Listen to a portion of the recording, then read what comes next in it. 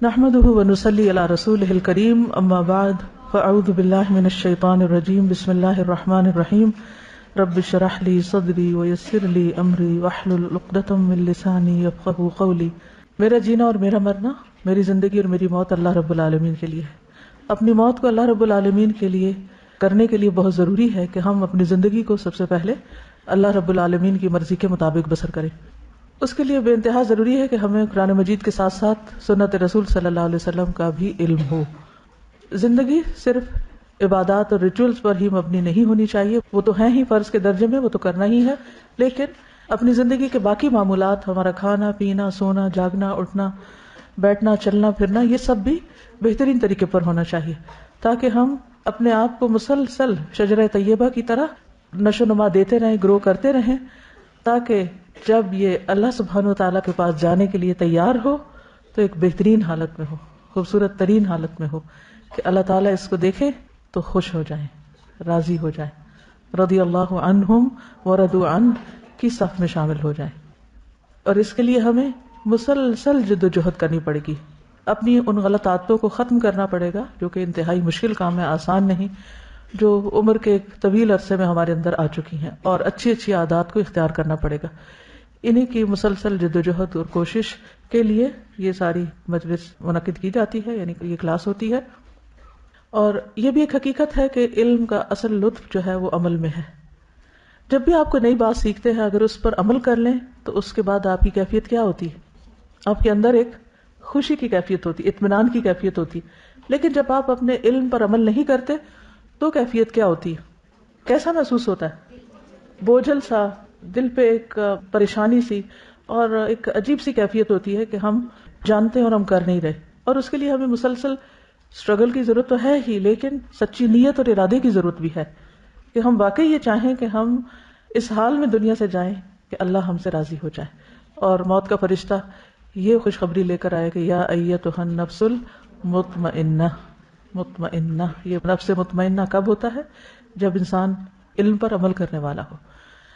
اور جانا تو ہے ہی، لیکن کس حال میں جائیں؟ ارجعی الی ربک راضیۃ مرضیہ، کہ رب بھی راضی ہو اور ہم بھی راضی ہوں، اور ہم اللہ کے بندوں میں شامل ہو جائیں، اس صف میں شامل ہو جائیں جو اللہ کے پسندیدہ بندے ہیں. ٹھیک ہے، تو اس کلاس کا جو اصل میں تھیم ہے وہ دراصل یہی ہے، یہی اس کی روح ہے، یہی اس کا مقصد ہے.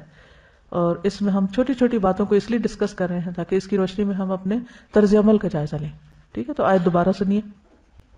کل ہم نے نبی صلی اللہ علیہ وسلم کی خوراک کے بارے میں پڑھا اور مختلف چیزیں جن کا ذکر قرآن مجید میں ہوا ان کے کچھ فوائد پڑھے.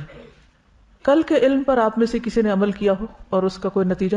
جی السلام علیکم. میں نے کل کی کلاس کے بعد اور اس سے ایک دن پہلے جو میدے پہ تھوڑی سی بات ہوئی تھی، تو میں نے گھر جاتے ہی ساتھ کیا کیا کہ کچھ دن پہلے ہی امی سے کہا تھا کہ مکئی کا آٹا لے کر آئیے گا نا، تو وہ منگوا کے رکھا. تو اس کو جب میں نے گوند کر پکایا اور کھایا تو امی کا بھی اتنا اچھا اس کے پر وہ تھا کہ کہتی ہیں ایسے لگ رہا ہے پورا میل ہو گیا. اس پہ ہلکا سا 1-2 ڈراپ آلیو آئل میں نا اس کو توے پر پکا کے، اور چقندر، کیونکہ آپ نے کہا تھا کہ وہ جو کے ساتھ بوائل کرتے تھے، جو اویلیبل نہیں تھا. میں نے کہا اس کا آلٹرنیٹیو کیا کروں، سوچا میں نے کہا کیا چیز ایسی ہو جس میں گھی نہ ڈلے، ابل کر بن جائے. تو پھر میں نے دال میں اس کو ابالا، وہ سوپ کی طرح ہم سب نے کھایا. اور بہت نیوٹریشس بھی جی، اور مکئی کی روٹی جو ہے وہ اس کا بہت ہے. صبح میں ناشتے میں جو ہے نا ہر وقت یا بسکٹ کھا لیتی تھی یا بریڈ یا اسی طرح، تو میں نے آج صرف ایک انجیر کھائی تھی، تو اس سے بہت فائدہ. اور دوپہر میں نے فروٹس کا سوچا گھر جا کے، اور ساتھ اولیوز. جی استاذہ ایک یہ تھا نا کہ نوڈلز بس جلدی بن جاتے ہیں اور جلدی سے کھا لیں، تو الحمدللہ جب کل سنا تو نوڈلز سے پکی والی چھٹی کر دی کہ نہیں کھانے. دوسرا یہ تھا کہ بریڈ تھی تو یہ تھا کہ بس بریڈ. لیکن الحمدللہ جب سنا کہ رسول اللہ صلی اللہ علیہ وسلم تندور کی روٹی کو پسند کرتے تھے، تو جب ہم سنت کے بارے میں جان لیتے ہیں تو عمل کرنا آسان ہو جاتا ہے. تو الحمدللہ کھا لیتے ہیں کہ بس ٹھیک ہے سنت ہے. اور اس کے ساتھ اگر آپ اپنا زیتون کا آئل تھوڑا رکھ لیں یا سرکہ رکھ لیں یا سرکے میں تھوڑی ویجیٹیبلز ڈال کے رکھ لیں یا کوئی بھی چیز، تو اس سے آپ دیکھیں گے کہ وہ کہیں زیادہ ہیلدی ہو جائے گا بنسبت صرف بریڈ کے اوپر جیم لگا کے کھانے سے. اس کا بھی ٹیسٹ ڈیولپ کرنا پڑے گا. جب آپ کا یہ ٹیسٹ ڈیولپ ہو جائے گا ہیلدی نیوٹریشس چیزیں کھانے کا، تو دوسری چیزیں کھانے کو دل بھی نہیں چاہے گا، طلب بھی نہیں رہے گی. یہ صرف یہ کہ ہماری عادتیں بگڑ چکی ہیں، دماغ اتنا بند ہو گیا ہے کہ ہم کوئی اور چیز سوچ بھی نہیں پاتے. صبح میں نے ناشتے میں نپیس پی اور گھر جا کے سب کو بتایا بھی، بھائی کو بھی، اور وہ چھوٹا بھائی ہے تو سب کو وہ ترکیب دے دیتا ہے. تو ابو کو بتا رہا تھا کہ ہم صرف وہی پیا کریں گے، اور الحمدللہ اسی کے اوپر ابھی تک ذرا بھی بھوک نہیں فیل ہوئی. الحمدللہ. جی السلام علیکم استاذہ. کل میں سوچ رہی تھی کہ میدے کی کافی ساری چیزیں ہیں جو ہم لوگوں کی زندگی میں شامل ہو چکی ہیں، تو میں نے اس کی لسٹ بنائی تھی، کیونکہ جب تک وہ ہمارے سامنے نہیں ہوں گی ہم ان کو نہیں چھوڑ سکتے. اس میں نے کچھ چیزیں لکھی ہیں، بتا دوں. بسکٹ، بریڈ، بن، نوڈلز، میکرونیز، رس، پوری، پیزا، سموسے اور بیکری کا سامان جس میں کیک اور پیسٹریز اور نان جو ہم بہت زیادہ کھاتے ہیں، اس میں ساری چیزیں یہ شامل ہے. اس کے علاوہ بھی کافی ساری ہو سکتی ہیں. تو میں نے کہا تھا اگر سامنے ہوں گی تو ہمیں پتہ ہوگا کہ ہم نے یہ نہیں کھانی. آلٹرنیٹوز کا تلاش کرنا انشاءاللہ. کل ہم نے کھانے کی چیزوں کے بارے میں پڑھا، آج پینے کے بارے میں، اور پہلے بھی تھوڑا سا ذکر ہوا تھا نبیز کے بارے میں کہ نبی صلی اللہ علیہ وسلم صبح شام نبیز پیا کرتے تھے. صحیح مسلم کی روایت ہے. ثمامہ بن حزن قشیری فرماتے ہیں کہ میں نے عائشہ رضی اللہ تعالی عنہا سے ملاقات کی اور ان سے نبیز کے بارے میں پوچھا تو عائشہ رضی اللہ تعالی عنہا نے حبشہ کی ایک باندی کو بلوایا اور فرمایا اس باندی سے پوچھو، کیونکہ یہ رسول اللہ صلی اللہ علیہ وسلم کے لیے نبیز بنایا کرتی تھی. وہ خود بھی بناتی تھی لیکن وہ باندی بھی بناتی تھی. تو حبشی باندی یعنی کہ جو غلام لڑکی تھی وہ کہنے لگی کہ میں آپ صلی اللہ علیہ وسلم کے لیے رات کو مشکیزے میں نبیز بھگوتی اور اس کا منہ باندھ کر اسے لٹکا دیا کرتی تھی، تو جب صبح ہوتی تو آپ اس میں سے پی لیتے تھے. اس سے ٹھنڈا بھی ہو جاتا نا. اب تو فریج وغیرہ میں چیزیں رکھ دیتے ہیں کسی بھی ڈرنک کو ٹھنڈا کرنے کے لیے، لیکن اس زمانے میں اور اب تک بھی بازو کا دیہاتوں میں کیا کرتے ہیں کہ جس چیز کو ٹھنڈا کرنا مقصود ہو تو اس کو یہ درخت کے ساتھ لٹکا دیں گے یا کسی ایسی چیز کے ساتھ کہ ہوا کا گزر رہے اور وہ چیز ٹھنڈی ہو جائے. پہلے وہ ایک گھڑونچی ہوتی تھی جس کے اوپر گھڑے رکھ کر رات کو باہر سین میں رکھ دیے جاتے تھے جس سے پانی ٹھنڈا ہو جاتا تھا. اور نبیز آپ کو معلوم ہے نا، پانی میں کھجور بھگو دینا اور اس پانی کو پینا. اس میں کھجور بھی یا تو آپ شیک کر لیں یا ویسے ہی اس کو گھول لیں.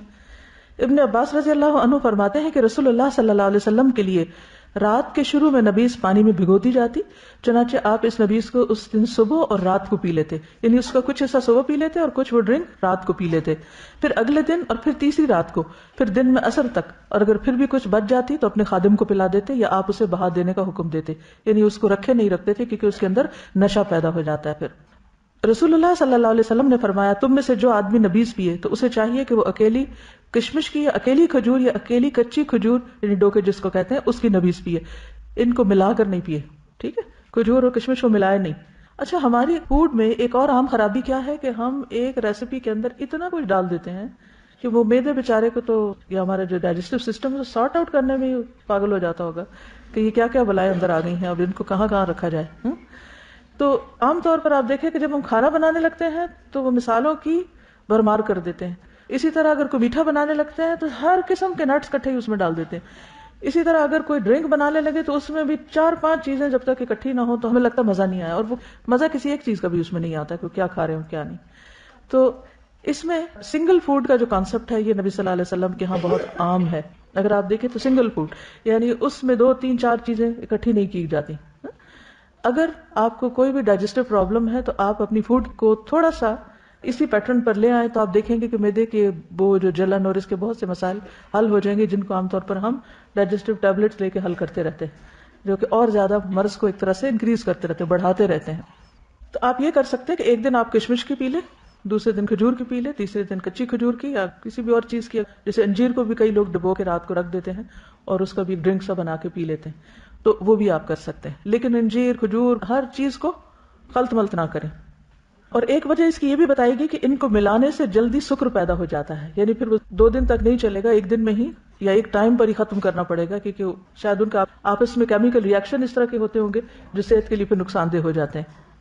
عبداللہ الدلمی اپنے والد سے روایت کرتے ہیں، انہوں نے کہا کہ ہم رسول اللہ صلی اللہ علیہ وسلم کی خدمت میں حاضر ہوئے اور عرض کیا، اے اللہ کے رسول صلی اللہ علیہ وسلم، آپ جانتے ہیں کہ ہم کون ہیں، کہاں سے آئے ہیں اور کس کے پاس آئے ہیں. آپ نے فرمایا، اللہ کی طرف آئے ہو، اللہ کے رسول کی طرف آئے ہو، یعنی دین کی خاطر آئے ہو.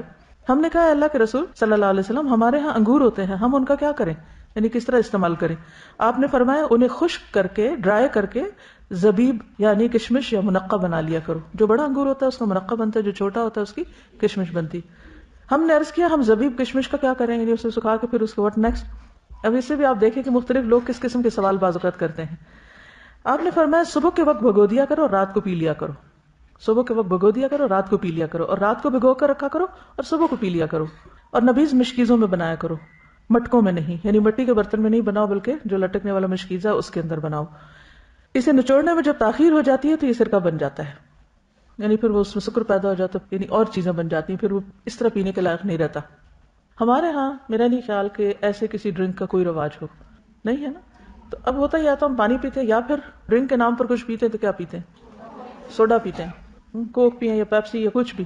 اصل بات یہ ہے کہ ہمیں نہ تو گھریلو کوئی نسخے آتے ہیں، نہ ہم اس کی تکلیف کرتے ہیں، اور اب تو اتنا آرٹیفیشل دور آ گیا کہ ہر چیز پروسیسڈ اور ریڈی میڈ، آٹومیٹک، نہ دماغ استعمال کرنا پڑے، نہ عقل استعمال، نہ ہی کوئی کوشش، نہ ہاتھ نہ پاؤں، بس اندھا دھند کوئی بھی چیز. اور اس کو بعض اوقات آپ دیکھیں کہ جو کینز میں آتی ہیں چیزیں، اس کو کھول کے گلاس میں بھی ڈالنے کی تکلیف نہیں کرتے، اسی میں سے پی جاتے ہیں.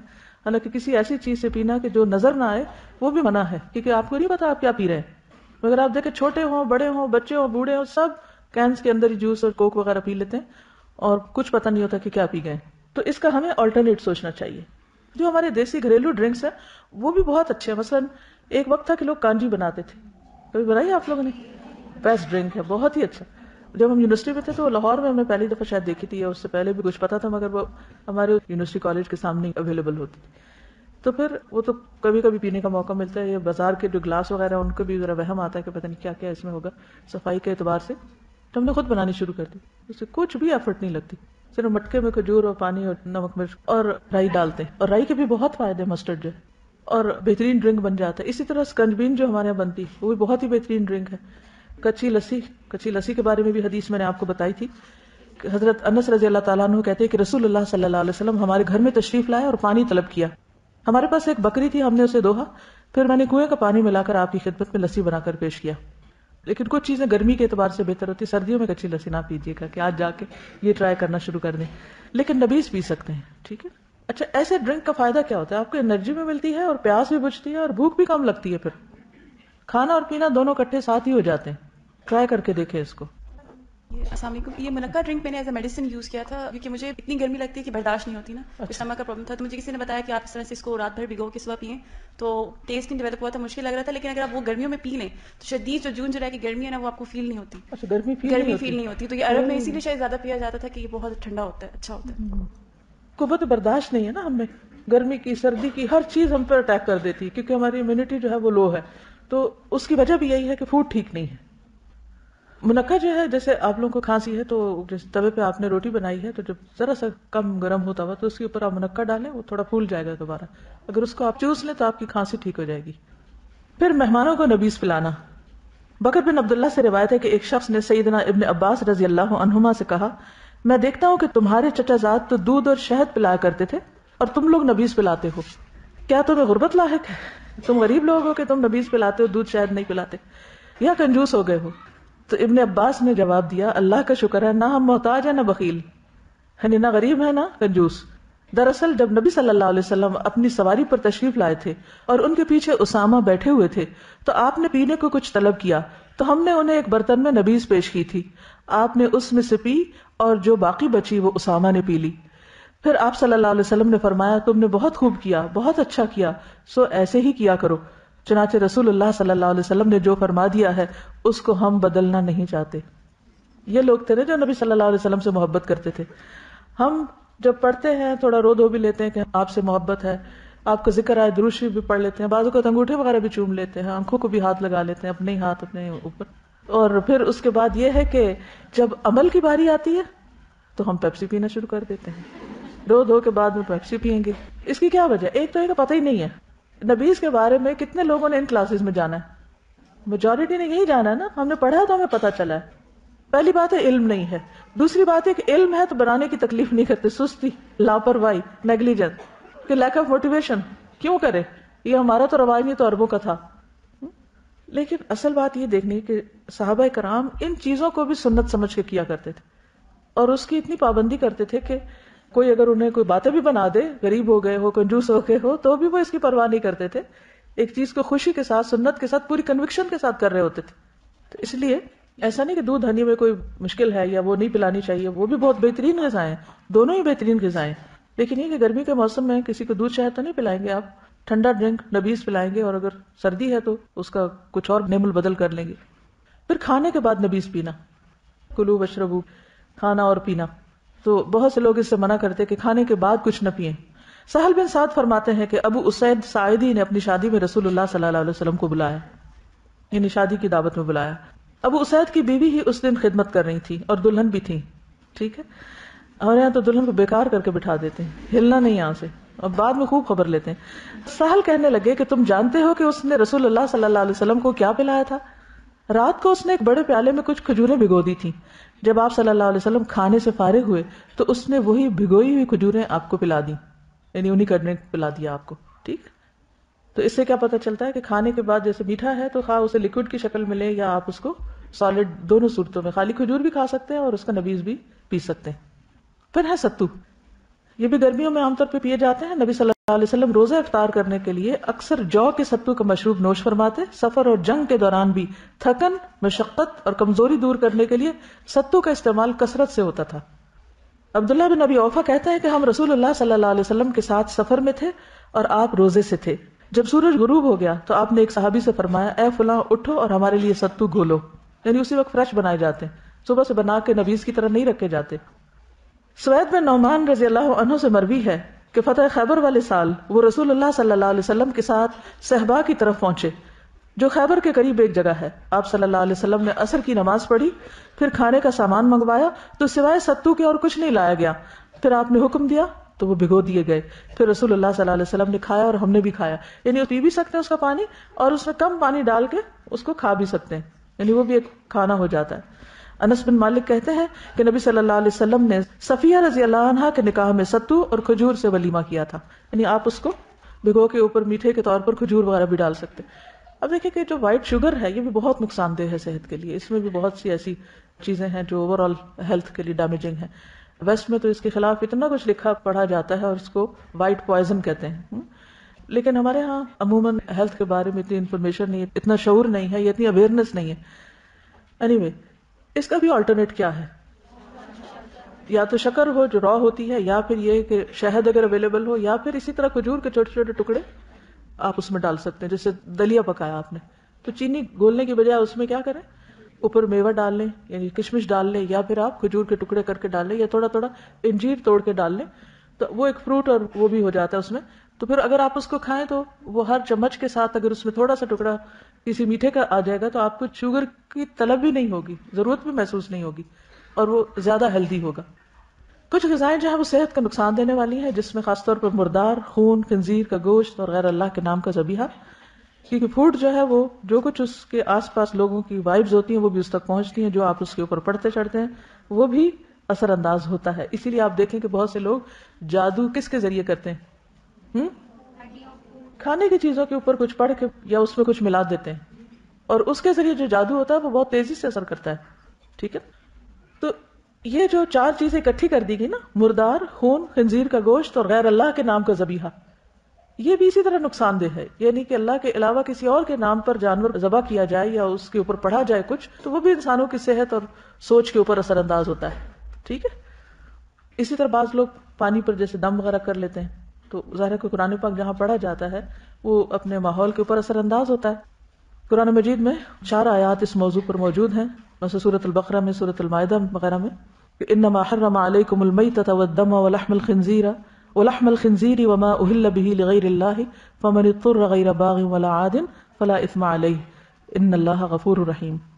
پھر اسی طرح ہر خبیث چیز جو ہے وہ حرام ہے, یعنی اس کا نام لیا گیا یا نہیں, جو گندی چیز ہے حرام ہے. نبی صلی اللہ علیہ وسلم کے بارے میں آتا ہے سورۃ الاعراف 157, وَيُحِلُّ لَهُمُ الطَّيِّبَاتِ وَيُحَرِّمُ عَلَيْهِمُ الْخَبَائِثَ, اور وہ نبی ان کے لیے پاکیزہ چیزوں کو حلال اور خبیث چیزوں کو حرام کرتا ہے. کچلی والے درندے اور پنجے دار پرندے کا گوشت نہ کھایا جائے.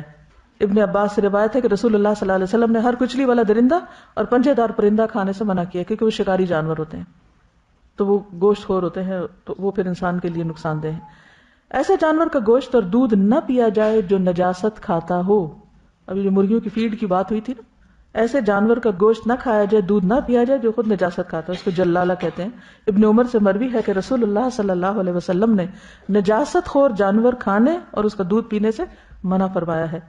گھریلو گدھے, انس سے روایت ہے کہ رسول اللہ صلی اللہ علیہ وسلم نے جب خیبر فتح فرمایا تو دیہات سے جو گدھے نکلے ہم نے ان کو پکڑ لیا, ان کا گوشت پکایا.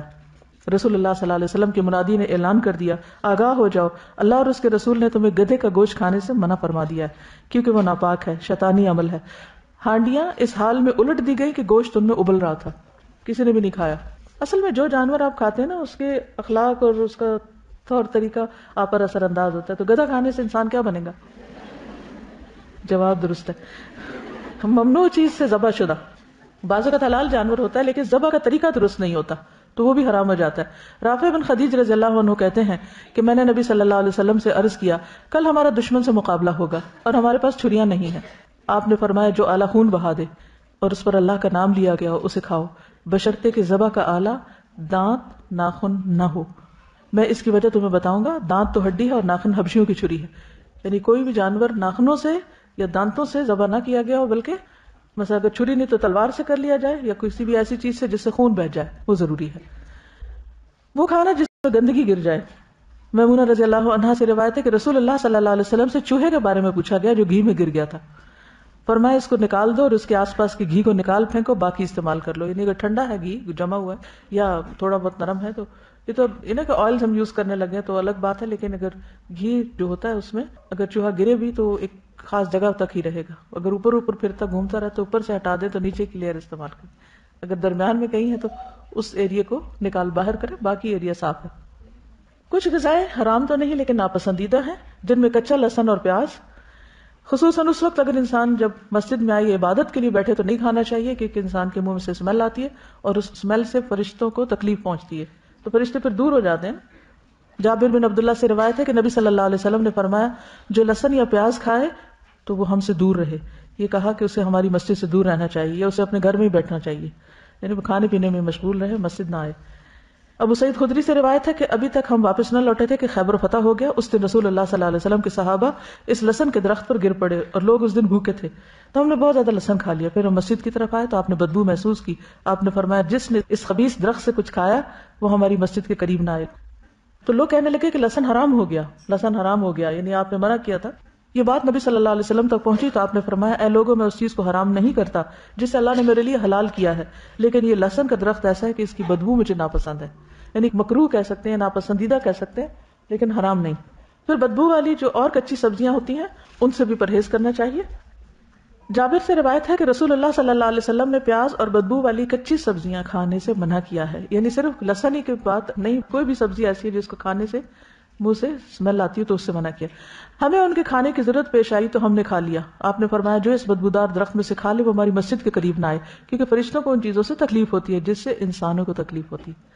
بعض لوگوں کو بیماری کی وجہ سے بعض اوقات لہسن کھانا پڑتا ہے یا کچا کھانے کو کہا جاتا ہے، تو اس کے بعد اگر سوکھا دھنیا کھا لیا جائے تو بھی منہ کی اسمیل ٹھیک ہو جاتی ہے، یا پھر اگر نمازوں کے اوقات قریب ہیں تو اس میں نہ کھایا جائے۔ جابر بن عبداللہ سے روایت ہے کہ نبی صلی اللہ علیہ وسلم کی خدمت میں ایک ہانڈی لائی گئی جس میں ہر قسم کی ہری ترکاریاں تھیں، یعنی سبز۔ آپ نے اس میں وہ محسوس کی اور اس کے بارے میں دریافت کیا، اس سالن میں جتنی ترکاریاں ڈالی گئی تھی وہ آپ کو بتا دی گئیں۔ وہاں ایک صحابی موجود تھے، آپ نے فرمایا اس کی طرف یہ سالن بڑھا دو۔ جب آپ نے دیکھا کہ وہ بھی اس کو کھانا پسند نہیں کر رہے تو آپ نے فرمایا کھا لو، کیونکہ میں نے اس سے سرگوشی کرنی ہوتی جس سے تم نے سرگوشی نہیں کرنی ہوتی۔ تو اس سے پتہ یہ چلتا ہے کہ آپ صلی اللہ علیہ وسلم نے اپنے لیے خاص طور پر اس کو اس لیے ناپسند کیا کیونکہ آپ نے فرمایا کہ میں نے اس سے سرگوشی کرنی ہوتی ہے جس سے تمہیں نہیں کرنی ہوتی، یعنی فرشتوں سے۔ تو اس سے یہ پتہ چلتا ہے کہ خصوصی طور پر اگر عبادت کا وقت ہو تو اس وقت بچنا چاہیے، لیکن حرام نہیں۔ تو آپ نے کھانے سے منع نہیں کیا، آپ نے کہا کہ تم کھا لو۔ جو دوسرا شخص نہیں کھا رہا تھا شاید اس وجہ سے نہ کھا رہا ہو کہ نبی صلی اللہ علیہ وسلم نے نہیں کھایا، ٹھیک ہے نا۔ پھر گو بڑی چھپکلی ہوتی ہے۔ ابو سعید سے روایت ہے کہ ایک دیہاتی آدمی رسول اللہ صلی اللہ علیہ وسلم کی خدمت میں آیا اور اس نے عرض کیا کہ میں ایک ایسے نشیبی علاقے میں رہتا ہوں جہاں بہت گو ہوتی ہے، عام طور پر میرے گھر والوں کا کھانا یہی ہے۔ تو آپ نے اسے کوئی جواب نہیں دیا۔ ہم نے اس دیہاتی سے کہا دوبارہ بیان کرو، اس نے دوبارہ عرض کیا تو آپ نے اسے کوئی جواب نہ دیا۔ پھر رسول اللہ صلی اللہ علیہ وسلم نے تیسری مرتبہ اسے آواز دی اور فرمایا اے دیہاتی، اللہ نے بنی اسرائیل کی ایک جماعت پر لعنت فرمائی، یا غصہ کیا تو ان کو مسخ کر کے جانور بنا دیا جو زمین میں پھرتے ہیں، اور میں نہیں جانتا، ہو سکتا ہے کہ شاید گوہ بھی انہی جانوروں میں سے ہو، اس لیے میں نہ تو اسے کھاتا ہوں نہ کھانے سے منع کرتا ہوں۔ منع کیوں نہیں کیا؟ کیونکہ اللہ سبحانہ وتعالیٰ نے منع نہیں کیا، اور نبی صلی اللہ علیہ وسلم اپنی طرف سے کوئی چیز حرام نہیں قرار دیتے تھے۔ کوئی دلیل ہے قرآن مجید میں اس کی؟ سورۃ التحریم، یا ایھا النبی لما تحرم ما احل اللہ لک، ٹھیک ہے۔ اب آپ میں سے کوئی کچھ کہنا چاہتے؟ استاذہ، گارلک کی جو اسمیل ہوتی ہے وہ صرف منہ سے نہیں، وہ پوری بدن سے آتی ہے۔ جو when a person sweats تو اس کا وہ اسمیل بالکل سویٹ میں نکلتا ہے۔ تو آئی نو دس بیکاز ازبیکستان میں لائک اٹس ویری کولڈ، اور گارلک جو ہے وہ گرمی کی فیلنگ دیتی ہے بدن میں۔ تو ازبیک پیپل ہے، خاص کر ان کے جو مرد ہوتے ہیں، they eat a lot of garlic, اور ان سے جو بدبو آتی ہے in the winters it's terrible. ان کے منہ سے بھی آتی ہے لیکن ان کے بدن سے جو آتی ہے because it's mixed with sweet and garlic and like وہ سب کچھ closed ہوتا ہے like because there were a lot of thick coverings, تو it's really terrible. اس لیے garlic کو اگر بہت زیادہ کھایا جائے تو باڈی سے بہت زیادہ اسمیل آتی ہے. یہ بتا رہی ہے کہ ٹی وی پہ دکھایا گیا ہے کہ اندرون سندھ کتے کا گوشت جو ہے بیچا جا رہا ہے. وہ کہہ رہی ہیں گدھے کا بھی. جب خدا کا خوف نہ رہے تو پھر جو جی چاہے کریں. اس لیے حل کیا ہے؟ پھر تحقیق ضروری ہے. اور مری ہوئی بھینس کو تو کسی نے منع نہیں کیا. استغفر اللہ استغفر اللہ. اور یہ حرام میں ہے.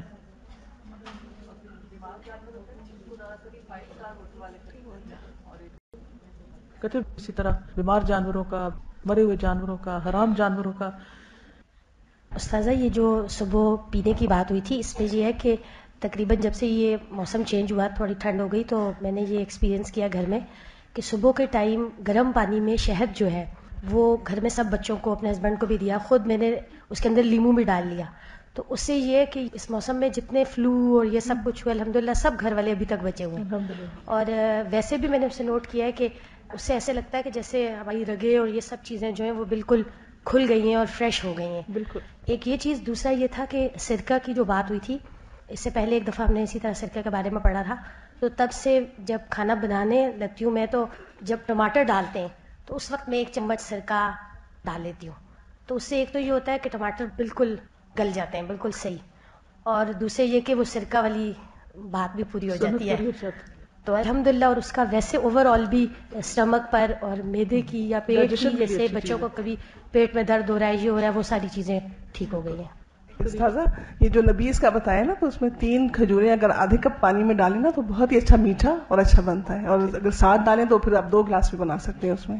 دوسرا مجھے ہو رہا تھا کہ ناشتے کے لیے جو ڈبل روٹی ہم نے سوچا ہے کہ نہ کی جائے، تو اس میں جو کا دلیا اگر بھون کے رکھ لیں تو اس کو آپ اگر صبح میں ہلکا سا ابالیں گے تو جلدی سے گل جائے گا، اور اس کو دودھ میں ڈال کے آپ پی سکتے ہیں. بہت ہی اچھی غذا ہے. اور اسی طرح یہ شہد اس میں ڈالیں، آپ چینی نہ استعمال کریں، شہد ڈال کے اس دلیے کو پی کے آئیں تو وہ سارا دن آپ کو لگے گا کہ آپ نے فل ڈائٹ لی ہوئی ہے. ساتھ آپ نے نبیز پیا ہوا ہوگا اور کھجور. تو استاذہ ایک یہ کہ روٹی کے اوپر جیسے سرکہ لگانے کی بات ہوئی تھی، تو بعض اوقات جو ہوتا ہے کہ ابھی ٹیسٹ اتنا ڈیولپ نہیں ہوا ہوا، تو روٹی کے اوپر شہد بھی لگا سکتے ہیں جیم کی جگہ. آج کل گڑ بھی بہت اچھا ہے. یہ جو ٹینس ہوتے ہیں اور یہ جو جوسز ملتے ہیں، میرے نیبر میں تھے اور ان کے فادر نے لا کے پورا پیک رکھ دیا تھا، اور وہ بچہ اتنا شدید بیمار ہوا، اور ان کی میڈ نے بتایا کہ جب گلاس میں ڈالا تو اس میں کیڑے تھے. تو ضرور چیک کر لیں جو بھی جوس پیتا ہے کہ اسے گلاس میں نکالیں کہ نظر ہے اس میں کیا ہے. اور اسی طرح ٹن کے بارے میں آیا تھا کہ ایک اسٹور میں رکھے ہوئے تھے اور وہاں سے ٹن لینے والے بہت بیمار ہو گئے، اور جب سروے کیا گیا تو وہاں چوہے تھے جو اس پہ گند کیا کرتے تھے، اور ڈائریکٹ جب وہ منہ لگا کے پیتے رہے تو وہ میرا خیال ہے کہ ڈیتھس ہوئی. اور اب اگر ہم جو بھی چیز بازار سے لاتے ہیں اسپیشلی ٹنس میں ہوتی ہیں تو ضرور اسے دھو کے استعمال کریں. ایون فروٹ بھی لائیں، انڈے لائیں، کوئی بھی چیز ہو، سب چیزوں کو دھونا چاہیے. کیونکہ آپ نے دیکھا ہوگا کئی دفعہ ٹرک سبزی کے گزرے تو لوگ اس پہ لیٹے ہوتے ہیں، بیٹھے ہوتے ہیں، تو اتنی کراہت آتی ہے کہ اب یہی بکے گی، یہی لوگ جا کے تو اس کو کچے کھا لیں گے، پکا لیں گے، نہ دھوئیں گے نہ کچھ. اس سے بیماریاں بہت بڑی ہوئی ہیں کیونکہ طہارت اور پاکیزگی اور صفائی کا کانسیپٹ ختم ہوتا جا رہا ہے. السلام علیکم استاذہ. ہم لوگ جو تجربہ کر چکے ہیں نا کہ ہمارے گھر میں انگور امرود لگے ہوئے ہیں، تو جو بھی پھل آتا ہے ہم بازار سے جیم نہیں لے کر آتے، ہم گھر میں جیم بناتے ہیں. 20 سال ہو گئے. جوس ہم اس میں نارملی پکاتے ہیں اور جیم بھی سے بنتا ہے اور جوس بھی وہ ہم گھر میں ہی پیتے رہے ہیں. یہ ساری اسکلز، اس میں بہت بڑا کوئی ٹائم نہیں لگتا. اگر یہ اسکلز آتی ہوں تو ایک طرف کھانا پک رہا ہو، ساتھ آپ اس طرح کا جوس یا جیم یا کچھ بھی بنانا چاہ رہے ہو گھر میں، ساتھ ساتھ بن سکتا ہے. اور جو کا دلیا بھی، ہریرا بھی، اور جو منقع ہے ڈیڈی کہتے تھے بھگو کے اس کا جو گٹلی ہوتی ہے وہ نکال لیں اور کالی مرچ ڈال کے نا وہ کھائیں تو اس سے کھانسی جو ہے نا بالکل وہ بھی بڑی اچھی رہتی ہے. منقع کے حوالے سے بات کرنی تھی کہ منقع کے طب نبوی میں یہ طریقہ لکھا ہے کھانے کا کہ اس کے بیج نکال دینے چاہیے، ورنہ اگر بیج بھی کھائیں تو جتنی طاقت وہ دیتا ہے اتنی واپس ہو جاتی ہے. تو اس لیے اس کا فائدہ نہیں ہے. تو میں نے کہا منقع کی بات ہوئی ہے تو یہ بات بھی بتا دیں. جزاک اللہ. استاذہ یہ بہت زیادہ سالن وغیرہ جو ہیں یہ معدے کے لیے اور ہماری ہیلتھ کے لیے اچھے نہیں ہیں. جیسے کل بات ہو رہی تھی کہ سعودیہ میں لوگ جو ہیں وہ کھجور وغیرہ کے ساتھ ہی کھا لیتے ہیں. وہاں پہ ایسے ہے کہ ہم لوگ رمضان گزارنے کے لیے گئے تو شام کے وقت جو روزہ کھولتے تھے پنیر، کھجور اور روٹی کا ٹکڑا یہ بانٹتے تھے. آپ یقین کریں اتنا ٹیسٹی لگتا تھا وہ کھانے میں، اور بالکل معدے پہ کسی قسم کا نہ جلن نہ بوجھ. بلکہ جس گاؤں میں ہم بچپن میں تھے وہاں پہ کچھ لوگ ایسے تھے جنہوں نے کہا تھا کہ کبھی سالن ہمارے گھروں میں پکا ہی نہیں, یا لسی سے یا دودھ سے یا دہی سے یا کھجور کے ساتھ یا آم کے ساتھ ہم روٹی کھاتے ہیں, خربوزہ بھی, ہاں جی خربوزے کے ساتھ بھی. تو ان کی صحتیں اتنی اچھی تھیں. ہمارے معدے جو ہیں یہ مختلف یہ کھا کھا کے تو اندر ایک عجیب ہم نے وہ فطور سا جسے کہتے ہیں پیدا کر, کسی کام کے قابل نہیں تھے. میں یہ کہنا چاہ رہی تھی کہ جیسے نبیز کے بارے میں آیا کہ خشخاش جو ہوتی ہے وہ رات کو اگر بھگو کے رکھتے ہیں اور صبح اس کو گرینڈ کر کے پینے سے نکسیر اگر آتی ہو کسی کی یا شدید گرمی بھی ہو تو اس میں آزموتا ہے یہ کہ فائدہ دیتا ہے. اور اس کے علاوہ یہ آلو بخارا جو خشک ہوتا ہے اور املی اور ہڑہڑ جو ہوتی ہے وہ تینوں بھگو کے اگر معدے کا السر ہو تو وہ ہو جاتا ہے, اور چہرے کے فریشنس کے لیے بھی یہ مفید ہے. ایسے طب کے اوپر اور اس طرح کی جو نیچرل فوڈز ہیں ان کے بارے میں آپ لوگوں کو خود بھی پڑھنا چاہیے اور مختلف چیزیں آزمانی چاہیے, انشاءاللہ فائدہ ہوگا. باقی انشاءاللہ کل. سبحانک اللہم و بحمدک اشہد ان لا الہ الا انت استغفرک و اتوب الیک. السلام علیکم و رحمۃ اللہ وبرکاتہ.